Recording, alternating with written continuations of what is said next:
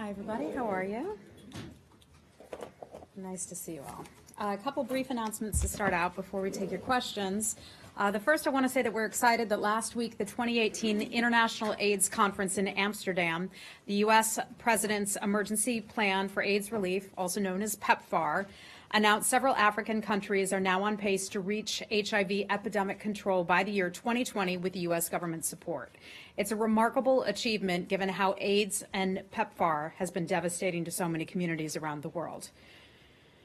HIV and AIDS was devastating Africa just 15 years ago when the PEPFAR program began. PEPFAR. I want to go back. I think you just misspoke. AIDS has been devastating, not PEPFAR. Obviously, yes, Okay, that is what I would mean. PEPFAR also joined Sir Elton John, the Duke of Sussex, and other partners to launch the $1.2 billion MenStar Coalition, which will expand the diagnosis and treatment of HIV infections in men, particularly in Africa. Pending congressional approval, PEPFAR plans to contribute more than $800 million toward MenStar's goals in the next year and reach an additional 1 million men with life-saving HIV treatment. Pending final congressional approval, PEPFAR also announced $360 million in planned investments for key populations over the next 12 months, which will expand their access to quality, life-saving HIV services. Thanks to the generosity of the American people, the United States is proud to remain the largest donor to the global HIV/AIDS efforts in the world. Our leadership and investments have not only helped change the course of the HIV/AIDS pandemic, but also ensured HIV programs are having the greatest possible impact with every dollar. I'd be happy, if any of you are interested in further information on this, I'd be happy to connect you with some of my colleagues who've been working on this on a daily basis and for years. Next, I'd like to build on Secretary Pompeo's closing remarks at the International Religious Freedom and Interfaith Dialogue that took place here at the State Department. He announced that he would deliver several exchange programs to help promote religious freedom at the people-to-people and civil society level. In addition to the International Visitor Leadership Program that was announced by the Secretary, our Bureau of Educational and Cultural Affairs will be implementing several initiatives around religious freedom, including a two-way professional exchange fellows program, bringing foreign participants into the United States and sending Americans abroad on religious freedom issues. This will include 20 foreigners coming to the United States and 7 American mid-level professionals who will be nominated by State Department staff, and they will be heading overseas. There will also be a second professional fellows program, which will include participants from Central Europe, Albania, Bulgaria, Hungary, Romania, and Slovakia. Our study of the U.S. Institutes for Student Leaders and Scholarship Academics program will focus on religious pluralism in the United States. 38 students and scholars from around the world will explore U.S. history, society, and institutions within the context of religious pluralism and interfaith dialogue next summer, basically seeing how we all happen to live together and cooperate with one another. We'd also like to mention that we are funding a program to conserve cultural heritage sites of minority communities in northern Iraq. The sites were targeted for destruction by ISIS and other terror groups. The funding will come through our Ambassadors Fund for Cultural Preservation. And happy to update you on all of these deliverables from ministerial as we get more information on all of them. With that, I'd be happy to take your questions. Can I just, before we get to kind of the news of the day or the news of this morning, I just wanted to find out from you if you had any additional details about this incident with a cyclist in Tajikistan, because there seems to be conflicting claims or conflicting accounts of who was responsible. ISIS has taken responsibility. I believe the Tajiks have blamed at least one, if not two, other groups. Do you guys know anything and beyond what the embassy has? Well, we've certainly seen the reports that ISIS has taken responsibility for the attack in which 2 Americans died. And while we're talking about this, we'd like to express our deepest condolences to the families of those Americans and those others who were senselessly killed in Tajikistan. We cannot confirm who was responsible for that attack at this time. The U.S. government is providing its assistance to the government of Tajikistan as they spearhead this investigation, and we'll provide more information as we get it. Do you know, does that include FBI people going? I can't confirm any of that. I'd have to refer you to the FBI. Okay, and then if no one else has a question on this, I just want to shift. Okay. Hi. Is Tajikistan cooperating with you on this investigation? And also, what advice are you giving to American travelers now. Yeah, so they are cooperating with the State Department. The State Department has offered its help, as have our colleagues at our embassy that are stationed there. The embassy has not issued any additional security alerts after this event. We encourage U.S. citizens, though, to please maintain awareness of their surroundings, to take the precautions that are all recommended. We put out a security message on July the 30th, so you could certainly take a look at that. And I will always make my plug for this. We encourage all U.S. citizens as they travel overseas to enroll in our STEP program. That enables the State Department and government officials to reach you if we should need to in the case of an emergency. So then off this subject, I just wanted to ask you briefly, I'm sure other people will have more questions about it, about these 3D printer guns. Sure. The president tweeted Which, by the way, before we get to that, we have a new person here who's covering the State Department, Courtney from the Wall Street Journal. Is she here today? Hi, Courtney. Hi. I just want to welcome you on board. Courtney McBride. Have you all met Courtney yet? No. Okay. Well, she's here, and you'll be working with Jessica Donati, right? Okay. Holler if you need anything. All right, Matt, go right ahead. Okay, that was I forgot where I was. Oh, guns, right. Yes. The 3D printed guns. So the president tweeted this morning that he is going to look into this. I understand that this is not really the State Department's issue, or won't be soon the State Department's issue anymore. But given the amount of public opposition to this and the amount of concern on Capitol Hill that's been raised, is the Secretary planning to do anything to stop these downloads from becoming available as they would at 12:01? Sure. Let's back up a little bit and talk about the issue, because I think there's a lot of misinformation and a lot of misunderstanding about this issue. You turn on cable news, and this seems to be the lead story on pretty much every channel, every network out there. I think we need to put some things in perspective. This is obviously a heated situation. A lot of people have interest in this story. A lot of people have been ignoring this fact for quite some time since this story began. At least since the year 2013, these CAD files, these computer-assisted design files, have been available online. They've been legal for U.S. citizens to actually download these CAD designs for quite some time now. They've been able to get these designs and print out these 3D guns in the United States. The reason that the State Department got involved, our only equity in this, is because of our role in controlling foreign access to U.S. defense technology. In simpler words, the State Department wants to prevent the wrong people from acquiring weapons overseas. That is the State Department's equity in this. This has obviously gone through a legal process. The Department of Justice was advising the State Department on this entire legal matter. The Department of Justice suggested that the State Department and the U.S. government settle this case, and so that is what was done. We were informed that we would have lost this case in court, or would have likely lost this case in court based on First Amendment grounds. We took the advice of the Department of Justice, and here we are right now. I think ultimately what this gets down to is a domestic case where it's a domestic gun control issue that needs to be addressed, not just by Congress, but also by law enforcement.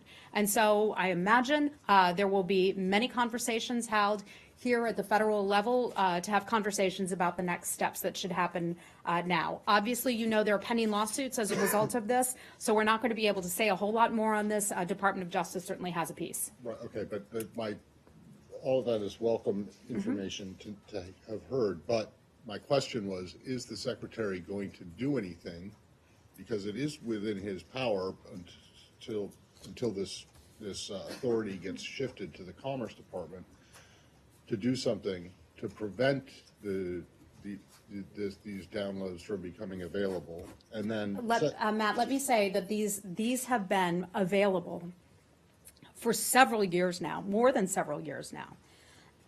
Pardon me. Okay, And so they have been available, not just from this one website, but many websites. I'm not defending that at all, but I want folks to know this is not something that has only recently become available. And it is, in fact, whether people like it or not, it is legal for American citizens to download this information.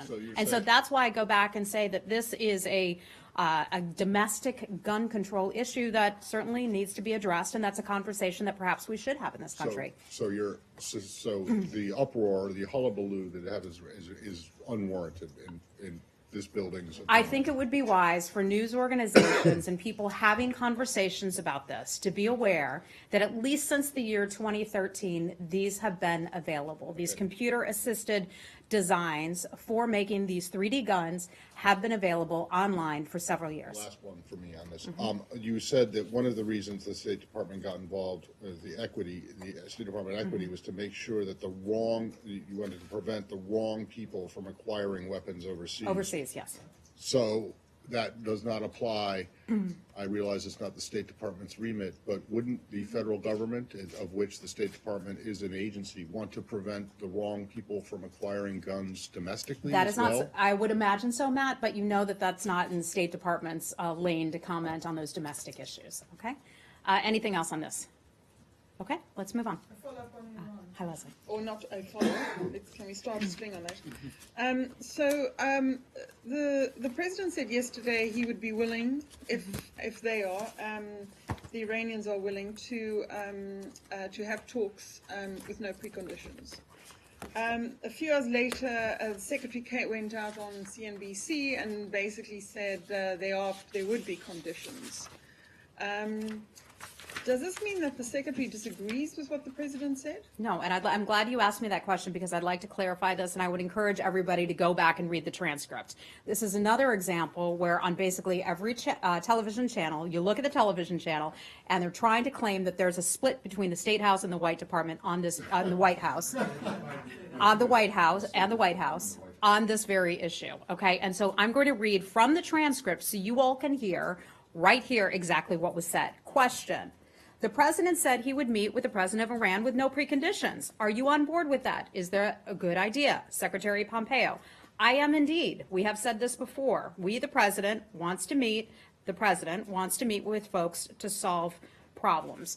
Both the secretary and the president have addressed this numerous times, that we would be willing to sit down with Iran and have conversations about the future of that country. This is nothing new. The State Department has said this, and the White House has said this. So the secretary... The message today seems to be don't watch television news. Yeah, there are two key stories where people are misinterpreting things and not reading the fine print. And not reading the fine print. Yes, I know. But he It is. says that he is. Yeah, but he said more than that. He did say more than that. He did say more than that. But saying, what is important is that we would be willing to sit down and have these conversations. Secretary Pompeo addressed this when he was in California about a week and a half ago at his meeting over at the Reagan Library, as well as the president. The president has said this too. Part of his response, though, he said, if they would treat their own people with respect, reduce their foreign malign behavior, and enter or discussions that would prevent their proliferation, and then he finished it by saying, then we'd be prepared to sit down. So those seemed like conditions, then we'd be prepared to sit down, or is it no conditions? He agrees with the president. I think the president and the Secretary of State both said that we would be prepared to sit down. Would we like a change in Iranian behavior? Absolutely, and that's why you've heard the Secretary speak so forcefully about the types of changes in Iranian behavior that the United States government and many other countries around the world would like to see. We hope that that behavior will change. Certainly the people of Iran hope that that behavior will change so that they can have a better future themselves. But he'd be willing to talk first before those changes. The President said that, and the Secretary have both said that. Okay, can I just... Hi, Michelle, go No, ahead. Can I just follow up on my question first? Okay. Because I'm trying to get through. Is that, so if he agrees that this is the case, has there been any outreach to the Iranians or from the Iranians to try to engage in talks? Not that I'm aware of. Not that I don't have any calls. I don't have any meetings or schedules to announce at this point. Okay, so Okay. it is. Hi, Michelle. Hi.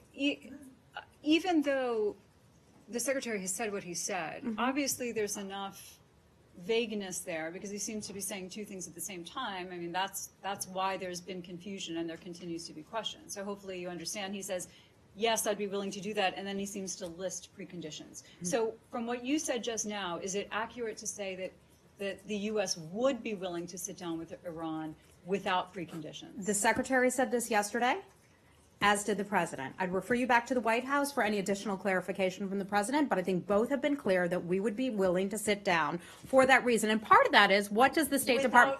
What does the State Department do? The State Department does diplomacy. Diplomacy is always our preferred approach. That is what we do here, and that is what the Secretary does here in serving this administration. So this is without preconditions then, right? I think I answered that question. The Secretary answered that yesterday. Okay, The I'm just President making sure. answered that last But you night. won't just say it. I don't know why. The Secretary answered that yesterday, and the President answered that yesterday But the Secretary as well. said yes in response to preconditions, but then he went on to list what sounded like Those are very all tough the things preconditions. that we are asking the Iranian regime to do. We hope that right. this country, that regime will lead to a better life, will change its policies so that its people can live a better life. We hope that they will be willing to do things, and it's not just the United States why can't asking. you just It's say not yes just or the United no? States asking for that. It's many countries around the But world why can't asking you for just that as well. answer yes or no? Is Pompeo also willing to sit down with Iran without preconditions? Michelle, I think I answered that question for you. The Secretary said that yesterday. Okay, so The President It's said that accurate- yesterday so it's accurate as to well. say without preconditions then? The Secretary said that yesterday. Why can't you say yes? The Secretary said that yesterday, and the President said that yesterday. I don't know how you're not I hearing just that, don't okay? understand why I'll you move on. answered Lori, this go way. right ahead. Yeah, well, I have one question. Are you discouraged by the fact that the Iranians have said, you have to return to they've rejected you? This No, has gotta not in the least. Not in the least. They are certainly entitled to do that. Okay, but my question. We prefer diplomacy. They prefer to export their malign behavior around the world, as we have seen them do for many, many decades. We prefer a diplomatic approach. I can understand that. I have two questions. One on Turkey. Turkey has failed to release Pastor Brunson, and you've complained very strongly, and there are other issues involving Turkey, like its plans to purchase the S-400. Are sanctions a real possibility if these matters are not resolved? Well, certainly the Vice President addressed that just a few days ago, where he talked about the very real risk of sanctions for the government of Turkey. That is something that the United States government has had numerous conversations with the government of Turkey about. In terms of precise sanctions or forecasting exact sanctions, that I'm not going to be able to do. We would certainly like Pastor Brunson to be sent home now. It's long overdue. It's been a long time coming. He is innocent. We have continued to have concerns about his longstanding detainment in Turkey. A step in the right direction, certainly, that he's under house arrest, but that's certainly not far enough. We'd like him to be brought home. Okay, and on Syria, Let's say anything else on Turkey before we get back to Syria. Do you have, go ahead. Anybody else have anything on Turkey? Yeah, on Turkey. Okay, hi. So, Heather, do you share the same optimism from Ambassador at Large for Religious Freedom Brownback said the other day that he's confident and there's a real prospect for Pastor Brunson to come home soon? I'm not going to, it's a very sensitive matter. We would like Pastor Brunson to be brought home very soon. We're having conversations with the government. As you all know, Secretary Pompeo spoke with his counterpart over the weekend to continue the conversations about Pastor Brunson. I'm not going to say a whole lot because we want, it's obviously a sensitive matter.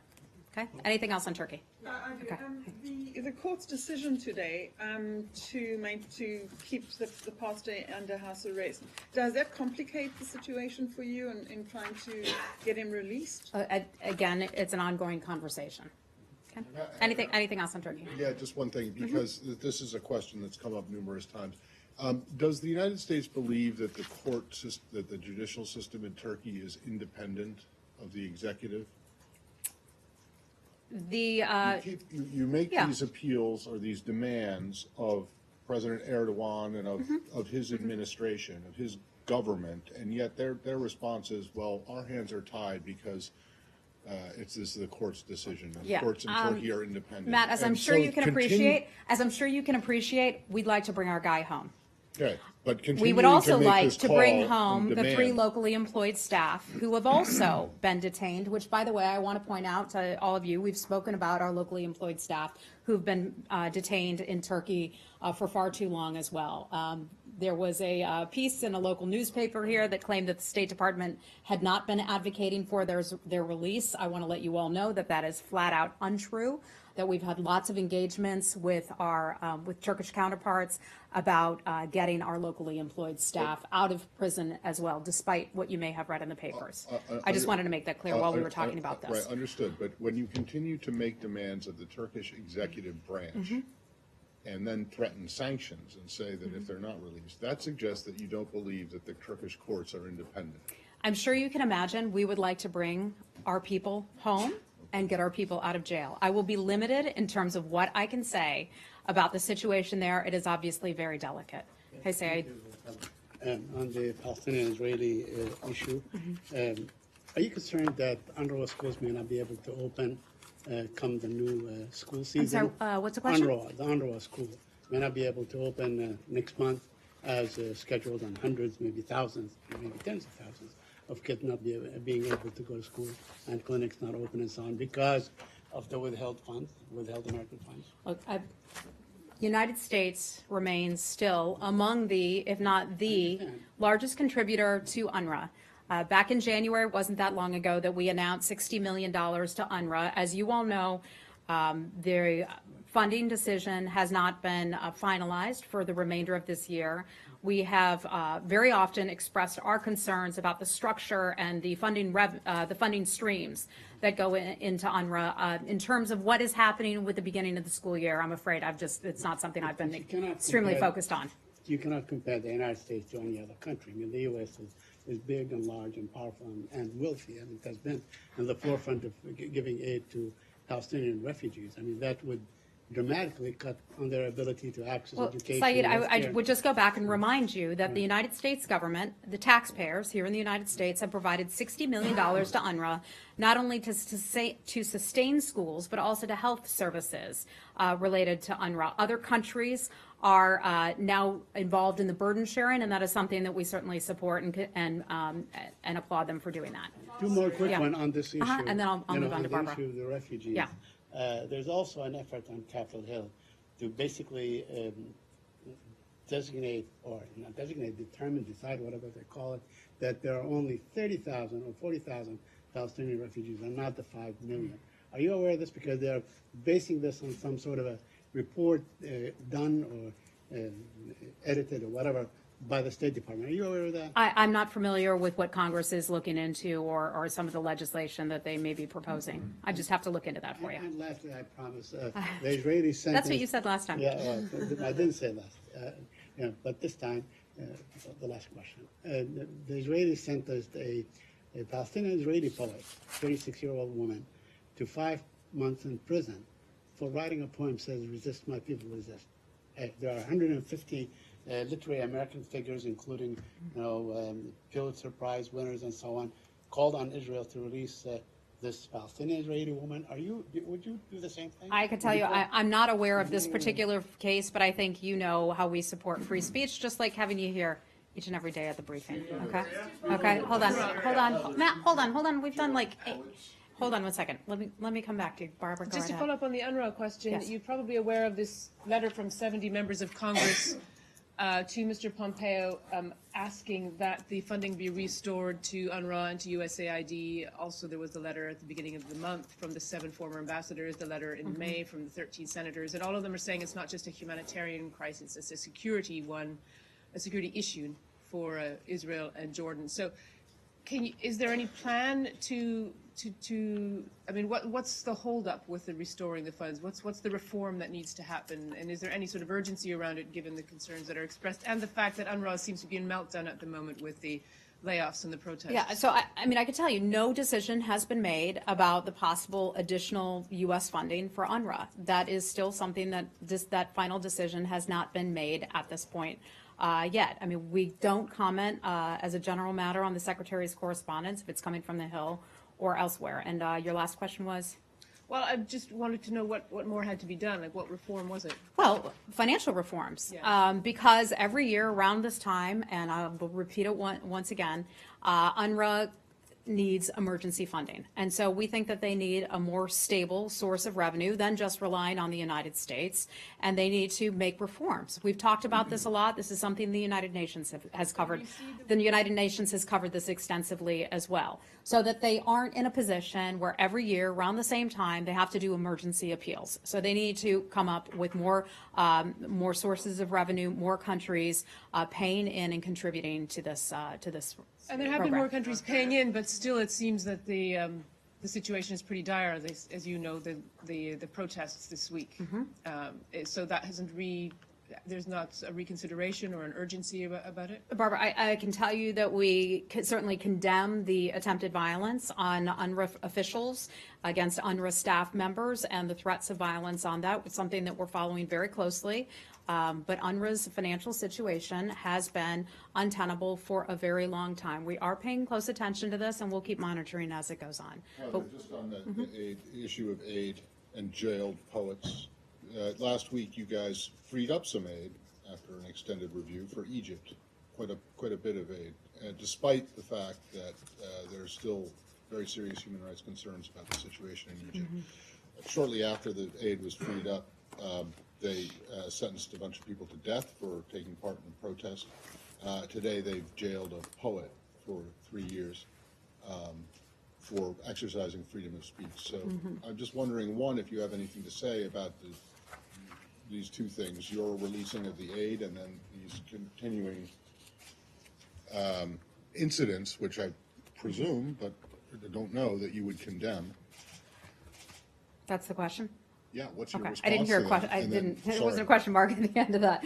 Matt, this is a matter that we take seriously. Whether it's freedom of speech or a government detaining individuals. These are the types of conversations that sometimes we have publicly about other governments, and many times we have those conversations in private. Sometimes those conversations are done privately because we find it to be more effective to have conversations one-on-one instead of broadcasting them through the press. I will check in with our Egypt desk, my colleagues on the desk that handles Egypt, and see if I have anything more Well, beyond can you that. say how effective you think your private conversations have been since they'd sentenced dozens of people to death? Matt, I will look shortly into after see the if I aid can was- find additional information for you on that. Hi, Connor. Yeah. There was a report in the Washington Post last night that North Korea is moving ahead on the production of 2 intercontinental ballistic missiles, but that's also been confirmed through some satellite images showing this site is still active. I wonder if you had any reaction to that, but specifically, do you believe that them continuing to build ICBMs would violate the joint declaration from Singapore? Yeah, what we're going on is the commitment that Chairman Kim made to our president, and that is the commitment to denuclearize. And that is something that we certainly anticipate that he will hold up his end of the bargain and his commitment on that. In terms of that specific report, I've seen it. We're all very well aware of that report. That would fall under an intelligence matter, which is just something I'm not going to be able to get into. While we're talking about North Korea, I'd like to highlight something that's taking place tomorrow. And tomorrow will be the repatriation ceremony for the remains of fallen U.S. service members from many years ago. That'll take place, I think, about a few hours from now at Osan Air Base, and the State Department will be represented there, and we're looking forward to being a part of that. While we're on this topic of conversation, I would just like to reiterate once again that we owe a profound debt of gratitude to those American service members who gave their lives in service to their country so long ago. We are working diligently to bring them home. Their sacrifices and their lives have not been forgotten, and we're pleased to be able to have representation at that. We see that as Chairman Kim fulfilling part of the commitment that he made to the president to return the remains of our fallen service members. That's a commitment that he made at the Singapore summit. And so I just wanted to mention that as well. I'd also like to highlight something that did not get reported. And the fact is that the United States government did not pay for the repatriation of those remains. There was a lot of speculation. There was some misreporting that the U.S. government was paying for those remains. I just want to make it clear here that North Korea did not ask for any money, nor did we offer any money for the remains of those fallen Americans. Can I follow up on that? Okay. Can I follow up on that? Sure, go right ahead. So in the past, it's been, proven that the remains were not actually the remains that they said they were. How do we know that these are the remains that they say they are? Yeah, a good question and a fair question. We certainly hope that they are. There's a lot of work that has left to be done on that front. The Vice President will be a part of the ceremony, and I don't want to get ahead of the Vice President on this, certainly, but he'll be a part of the ceremony or the events when those remains are brought to Hawaii, and that's where we have the top forensics investigators who will be looking into this. That will be their job. That will be in the DOD lane, so they can best comment on that, but we certainly hope that they are what Chairman Kim and the North Korean government presented them to So be. you'll have forensic investigators on site at the repatriation ceremony? I can't say that at all, because that would be really a DOD matter. There will be DOD representatives available tomorrow at Osan Air Base who will be taking that part in that. they'll be taking Yeah, I can Okay. only cover the Thank State you. Department part of it, okay? Okay, a couple more questions and we've got to wrap. Hi, Nick. Following up on this morning's call with a senior State Department official who did not rule out the possibility of a meeting with Secretary Pompeo's North Korean counterpart. Is he seeking a meeting with the North I can Korean tell you, counterpart? as we go to ASEAN and we leave tomorrow, as you know, North Korea will be a participant at the ASEAN meetings. They have been for many years now. We will be in some of the same meetings as North Korean government officials. I certainly can't preclude any interaction taking place, but we have no meetings on the schedule. Nothing is planned. But is he seeking a meeting? I have not asked that question. That's the information that I have to give to you right now. Okay? Okay, hold on. Progress that Go was ahead. made on repatriation of remains. When was the last time you would say that there was progress in discussions on denuclearization? We continue to have conversations with the North Korean government frequently, and we keep pushing ahead. Well, is there still progress? I'm not giving you a readout of every single meeting. As you know, our conversations and our consultations continue at the working level and in the government. Hi, Jenny, and then we're going to have to go. Yeah, on North Korea, 2 days ago, North Korea said that it would not denuclearize unless sanctions were completely lifted. Yeah, not happening. Not happening. Our sanctions remain in place. They remain firmly in place. As the Secretary goes to ASEAN, he will certainly have conversations with his counterparts from other governments about the importance of maintaining those sanctions and keeping sanctions in place. That is in large part what brought Kim Jong-un to the table. Those sanctions that have been tough on the North Korean government, certainly more needs to be done. Countries that have agreed to the UN Security Council resolutions and agreed to those sanctions need to make sure that they are fully enforcing those sanctions. There's still work left to be done. Okay, guys, I've got to wrap, but okay, very last thing. Yeah, go ahead. Cambodia, do you have anything on the election over the weekend? And as the country is heading toward a one-party state, do you have how concerned is the United States over the arbitrary detention of opposition leaders and activists? This is something that we've been following closely for a long time. This is not something that just happened overnight in Cambodia. I remember 6 or 8 months ago when you and Matt and I were having the conversation about the crackdown on independent media in Cambodia, right? It was your first job as a newspaper man, Matt? Not first. Close. Back in the 1820s, when Matt was reporting for, what is it, the Phnom Post, is that right? I was at the Cambodia Daily. Cambodia Daily. I jest, but it is a serious situation, as we've seen how that government has made it extremely difficult, if not impossible, for news organizations to do their job. That certainly ties into the election that we just saw. Those elections were neither free, they certainly were not fair, and they did not represent the will of the Cambodian people. We have all seen stories about how people were strongly encouraged to vote. And how did they end up voting? Well, they ended up, drawing in pictures or putting names that really weren't on the ballot as a form of protest. The entire thing is a serious setback to the democratic and economic progress that has been made in Cambodia.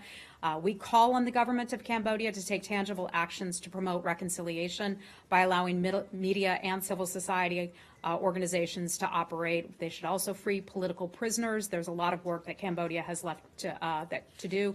The White House just put a statement out on that, so for any additional information, I'd refer you over to the White House statement. Their statement was strong and good. Got to leave it at that. I will look forward to seeing many of you on the trip.